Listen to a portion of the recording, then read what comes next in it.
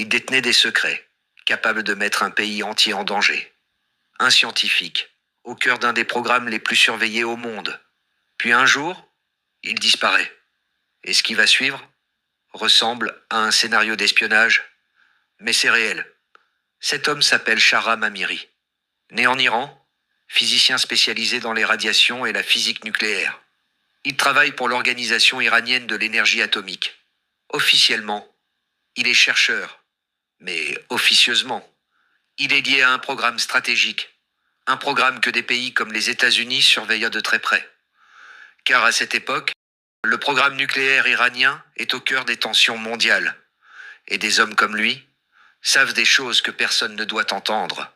En 2009, Shahram Amiri part en voyage en Arabie Saoudite. Un simple pèlerinage, un voyage religieux, mais quelques jours plus tard, il disparaît. Aucun appel, aucun message. Et immédiatement, deux versions s'opposent. Selon les autorités iraniennes, il aurait été enlevé par la CIA, capturé, exfiltré, interrogé. Mais du côté américain, une autre version apparaît. Il aurait fait défection, de son plein gré, et il aurait collaboré. Selon plusieurs sources, il aurait fourni des informations sensibles sur le programme nucléaire iranien. Localisation de sites nucléaires stratégiques et d'enrichissement de l'uranium. Structure des recherches, niveau réel d'avancement de fabrication, des informations cruciales, dans une période où le monde craint une militarisation du nucléaire iranien. Puis, quelque chose d'incompréhensible se produit. Des vidéos apparaissent sur Internet. Dans la première, Shahram Amiri affirme être libre. Il dit étudier aux États-Unis. Mais dans une seconde vidéo, il affirme exactement l'inverse. Il dit avoir été kidnappé, drogué, forcé à parler. Et dans une troisième, il semble paniqué. Même homme, même visage. Mais trois versions différentes. Impossible de savoir. Quelle est la vérité? Mais derrière cette affaire, il y a un détail beaucoup plus sombre. Sa famille est restée en Iran. Sa femme, son fils, âgé de 7 ans. Et selon plusieurs sources, des pressions commencent. Des messages, des appels, des mots simples. Papa, reviens.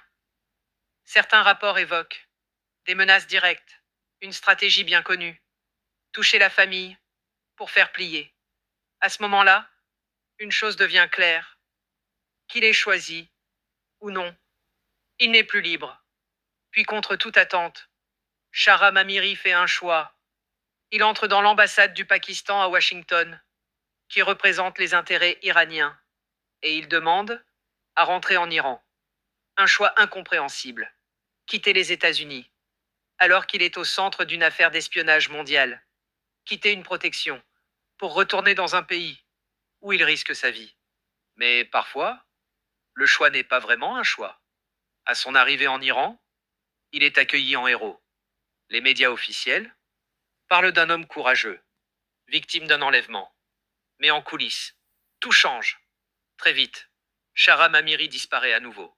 Cette fois, dans les prisons iraniennes, il est arrêté, accusé de trahison, accusé d'avoir collaboré avec un ennemi. Pendant des années, silence total. Aucune image, aucune déclaration officielle claire. Mais selon certaines informations, il aurait reconnu avoir transmis des données. D'autres sources affirment qu'il a été forcé. Dans tous les cas, le verdict tombe. Condamné pour espionnage. En 2016, la nouvelle est confirmée. Shahram Amiri a été exécuté. Pendaison. Son corps est rendu à sa famille. Et avec lui, disparaît que secret de cette affaire.